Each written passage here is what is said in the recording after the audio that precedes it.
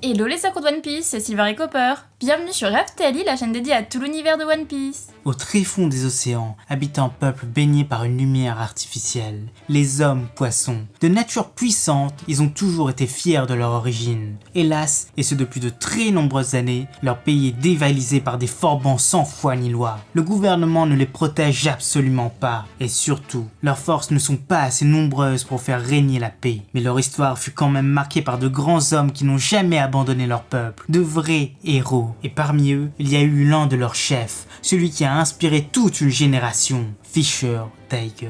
Et aujourd'hui, on vous dit 10 choses à savoir sur lui. Comme nombre d'entre vous l'avez vu, on a fait un petit sondage pour connaître le nouveau thème pour la nouvelle série de vidéos 10 choses à savoir. Ce qui est ressorti en tête avec 51% des votes, ce sont les grands capitaines pirates. Et forcément, on s'exécute. Bien sûr par là, on va dire tous les capitaines que l'on a rencontrés dans l'œuvre. Ces inoubliables, ou pas, mais qui méritent leur heure de gloire. Forcément, tous y passeront. Mais en attendant, jeune pirate sans drapeau, rejoins-nous dans cette grande aventure. C'est aussi simple qu'un abonnement pour toi, et pour nous, ça nous aide énormément. Mais place à la vidéo, allez, c'est parti!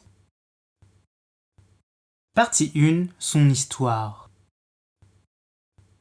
L'histoire de ce grand homme commence bien avant sa naissance, car pour comprendre sa vie, il faut comprendre son pays. L'île des Hommes-Poissons est une nation plus que millénaire. Avant l'avènement du gouvernement, il entretenait des liens étroits avec les anciens royaumes, et avec un certain Joy Boy d'ailleurs. Hélas, il s'est passé de graves événements il y a 700 ans de cela, et ce territoire se coupa littéralement du monde. Le nouveau gouvernement mondial le rejeta, proclamant que ses habitants, les hommes-poissons, ne seraient pas considérés comme des êtres humains et leur trafic serait totalement légal. De ce fait, les seuls qui s'y aventuraient c'étaient les trafiquants et les pirates. L'endroit, forcément, devint vite un lieu de terreur, et ce fait sera accentué par l'annonce Roger, et nombre de jeunes pirates avides se jetteront sur Grand Line et sur l'île des Hommes-Poissons. Heureusement, il y avait la protection de certains grands pirates. Hélas, même aujourd'hui, cette situation est toujours tendue. Et c'est dans ces conditions que Fisher Tiger vit le jour. On ne connaît pas ses parents. Il est même désigné comme un orphelin dès son plus jeune âge. Il a même grandi dans le district qui leur était dédié, près du navire Noah. Et dès ses premiers pas, il s'est imposé comme un des leaders de la région. Le grand frère plus fort et plus sage que tout le monde. Celui qui désignait le chemin à suivre. Et après quelques années passées à leur côté, il a pris le chemin du monde extérieur. Il voulait réaliser ses rêves, devenir un grand explorateur et surtout faire avancer la cause de son peuple à l'international.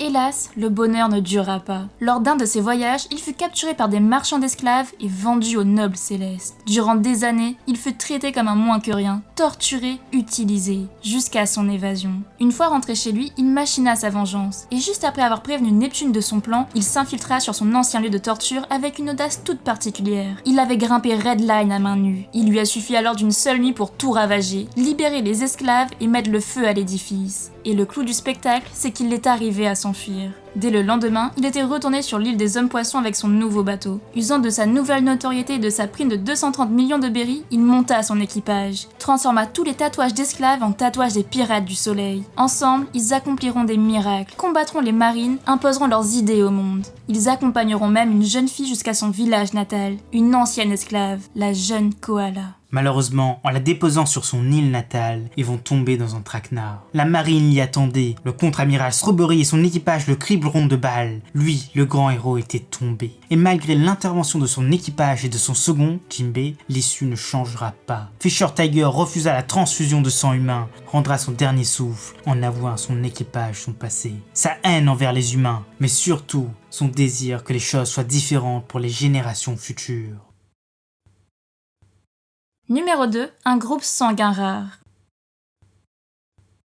Comme dit précédemment, Fisher Tiger, ce héros, est mort en refusant la transfusion de sang humain. Mais c'est aussi car aucun des membres de son équipage ne possède le même résus que lui, le S négatif. Mais l'histoire de cette tragédie était inscrite dans l'histoire depuis bien des années, car une loi de l'île des Hommes-Poissons interdit à tous les habitants de partager son sang avec un humain. Sanji en a fait les frais, mais surtout, Sanji a le même groupe sanguin que Fisher Tiger. La coïncidence est folle, mais ne vous inquiétez pas, cette loi est aujourd'hui abolie. Suite au sauvetage de l'île par Luffy, Jinbei lui a offert son sang, et cet acte a fait changer d'avis tout un peuple. C'est la continuité du sacrifice de Fisher Tiger. Numéro 3, des origines étonnantes. Comme pour tous les hommes poissons, Fisher Tiger, il est à moitié poisson. Et surtout, il y a une chose incroyable avec cette espèce, c'est que deux individus n'auront pas forcément des enfants qui leur ressemblent. Et ça, c'est super cool comme métissage. Pas de racisme interespèce, car on ne sait jamais à quoi vont ressembler les enfants. Et Fisher Tiger, c'est un homme poisson dorade, qui contient une sous-espèce tigrée. Numéro 4, l'ennemi.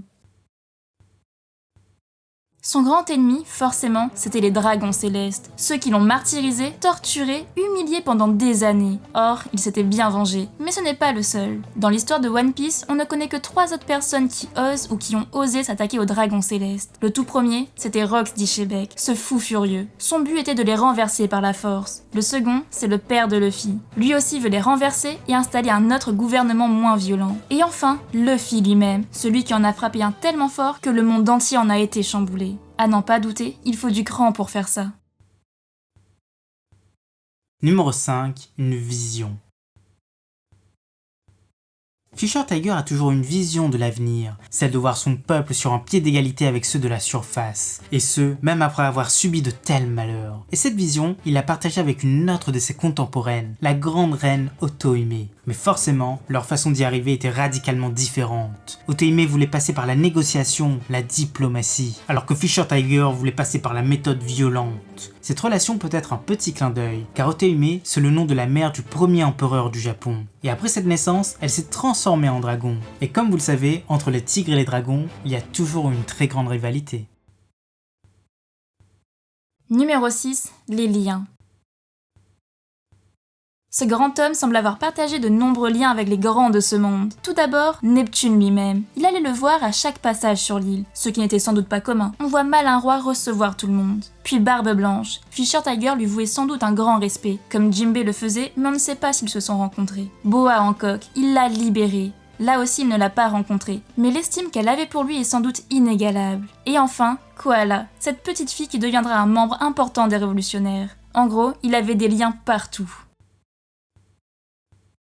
Numéro 7, le combat.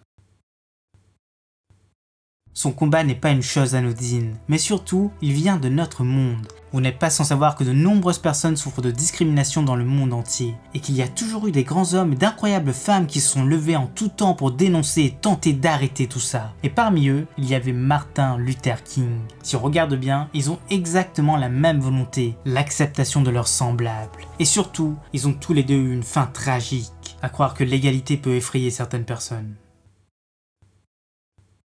Numéro 8, le plus fort.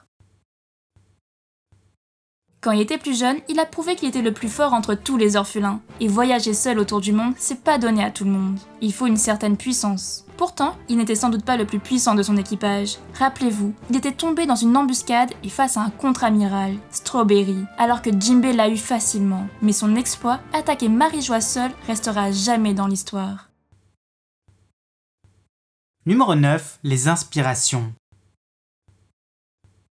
Au-delà de Martin Luther King, Oda s'est inspiré d'autres personnages historiques. Pour commencer, Patrice Lumumba, une des grandes figures de l'indépendance du Congo, et aussi un des premiers héros modernes de cette nation. Lui aussi est mort dans une embuscade. Et forcément, il y a le grand Spartacus, le gladiateur ayant libéré des esclaves et commencé une révolution contre Rome. Malheureusement, celle-ci finira très mal. Numéro 10, les infos en vrac. Et enfin, pour finir cette vidéo, voici les petites infos inutiles sur le personnage mais que tout le monde adore. Il fait 5,20 m, ce qui est incroyablement grand, bien plus que Katakuri. Lors de son entrevue avec Neptune, il porte un t-shirt qui fait étrangement penser au gifter hippopotame de Wano. Et enfin, il est à moitié cannibale, car sa nourriture préférée, c'est de la dorade grillée. Voilà, c'est déjà la fin de cette vidéo. On espère que ça vous a plu et surtout, laissez-nous votre avis en commentaire. C'était Silver et Copper pour Aftalil. À bientôt les Aqua One Piece.